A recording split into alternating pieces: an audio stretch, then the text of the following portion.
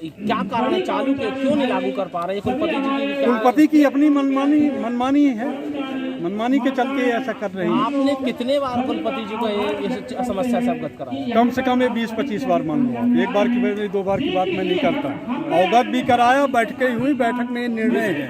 अपना नाम बताइए। मैं संतोष पटेल, अध्यक्ष कर्मचारी संघ की हैसियत से ये सारी बातें कह रहा हूँ जो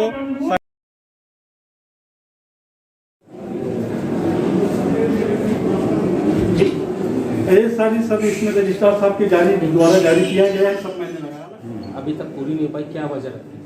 सब में जाकर के सारी मांगों में जाकर के आता है मुद्रा की बात, पैसों की बातचीत आती है। बजट हमारा लोग हर साल हर संस्था का बजट बढ़ता है, 10% बजट बढ़ता है। हमारा बजट पिछली सरकार ने 50 करोड़ रुपए काट दी थी। 50 करोड़ रुपए बहुत बड़ा होता है एक संस्था के लिए। कहाँ हम लोग 130 करोड़ पे चल रहे थे, कहाँ हम 85 करोड़ पे आ गए। और इस बार भी हमारा बिल्कुल बजट बिल्कुल बढ़ा ही नहीं है, इसीलिए सारी विसंगतियाँ पैदा होती हैं। सर इससे पहले भी जो भाषण दिए गए आपके द्वारा 26 जनवरी में भी, तो आपने कहा था कि जब हम जैसे ही करेंगे सोर्स बढ़ेगा और किसी प्रकार की जो सोर्सेज और इनकम की कोई कमी नहीं होगी। फिर भी इसके द्वारा सोर्सेज भी होते क्या हैं कि जैसे आपका बीज है, इसका उत्पादन करते हैं, खाद है, इसका उत्पादन हम लोग करते हैं, सारी चीज़ें करते हैं। लेकिन क्या होता है कि जैसे हमारा जैविक खाद है एक कंपोनेंट, जैविक खाद के उत्पादन में हमारे मात्र 2 वैज्ञानिक हैं। अब वो वैज्ञानिक जो हैं उत्पादन का काम देखें, उसकी क्वालिटी का एश्योरेंस करें, उसके मार्केटिंग के बारे में क्या वजह लगती है? ऊपर से बजट नहीं आ रहा है। हाँ, बजट की कमी बहुत ज़्यादा। आपने इसके लिए क्या किया? बहुत ज़्यादा नहीं, यहाँ भी हम लोग क्या कर सकते हैं? भाई आपने सूचना दी होगी। नहीं, बहुत पत्राचार, बहुत रिक्त पद एक सबसे बड़ी समस्या है इस विश्वविद्यालय की, पदों की रिक्तता।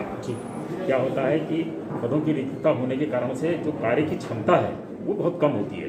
अगर आप आत्मनिर्भरता की बात करते हैं, आत्मनिर्भर तो तब होगा जब मानव संसाधन आपका लगा रहेगा। अब आपके पास मैंने बताया ना, अगर आपका प्रोडक्शन में कोई व्यक्ति, तो मार्केटिंग के लिए आपके पास में कोई है ही नहीं, है ना। तो वो प्रोडक्शन करे, मार्केटिंग करे, BSc को पढ़ाए, MSc को पढ़ाए, PhD को पढ़ाए, थीसिस कराए, तो प्रोजेक्ट का काम करे।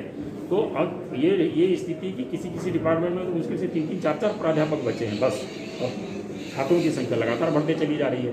तो काम का दबाव बहुत ज़्यादा बढ़ गया है, चाहे टेक्निकल स्टाफ हो, चाहे नॉन टेक्निकल में भी हो। यहाँ लगभग हमारे क्लास 3 क्लास 4 की तो 700-800 पद खाली पड़े। सर इनकी जो मुख्य समस्या तो रिक्त पदों से संस्था नहीं चल सकती, और कम बजट से संस्था नहीं चल सकती। देश के दूसरे कृषि विश्वविद्यालय का देखो, जिनसे हमसे कम योगदान है, वो भी 350, 400 और 500 करोड़ रुपये हैं, और हम तो 100 करोड़ भी नहीं है हमारा।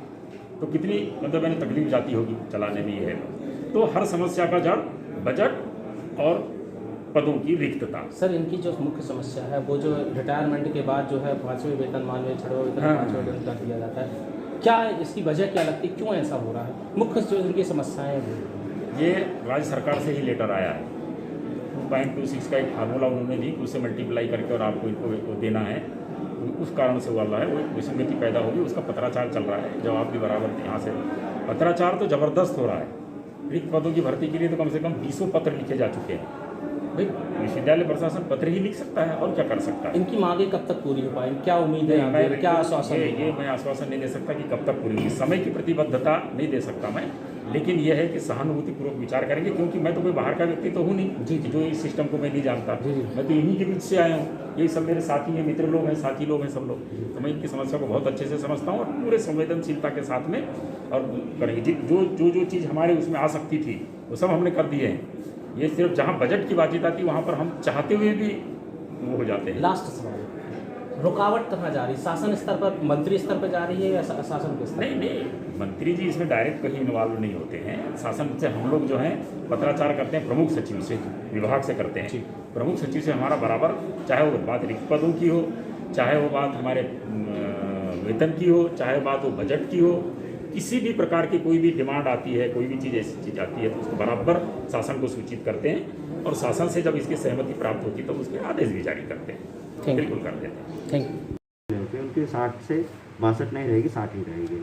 अब उस चीज़ को रिवर्ट करना तो लगभग इनकी मांगे कब तक पूरी हो जाएंगी? देखिए, तो शासन स्तर का नीतिगत निर्णय। आपने क्या किया इसके लिए? हम लोग लिख रहे हैं, हम लोग मैनेजमेंट के बोर्ड में मीटिंग भी आई थी, उसमें भी उसका परिप्रेक्ष्य में हम शासन को अवगत करा रहे हैं कि बोर्ड में भी इस चीज़ को है कि 62 वापस की जाए। इनकी जो मुख्य मांगे हैं वो जो है वो जो आपने वेतनमान से 5वें वेतनमान में 6वें वेतनमान से कर दिया जाता 7वें है। वेतनमान के आधार क्या पर इसका पेंशन नहीं मिल रही है। पेंशन नहीं मिल पा रही है रिटायरमेंट के बाद। रिटायरमेंट के पेंशन के संबंध में तो बहुत सारे जो इशूज़ है, हमारे जो फंड की जो अवेलेबिलिटी है ना, हमारे क्या है कि लमसम फंड मिलता है और लमसम फंड में से रिटायरमेंट के जो पेंशन के लोग हैं, रिटायर्ड जो हो चुके हैं वो भी देना रहता है, वेतनमान भी देना रहता है।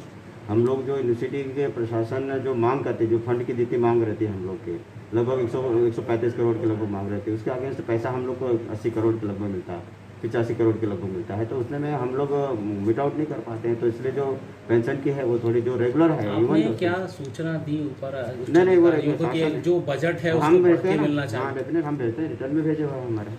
सर, ये कर्मचारी संघ के प्रतिनिधि मंडल ने इसके पूर्व भी इन विषयों को लेकर आपसे चर्चा की, जिसका निराकरण आज तक नहीं निकल पाया। इसके माध्यम से आज इशू जो 60 से 65 वाला इशू है, उसके बाद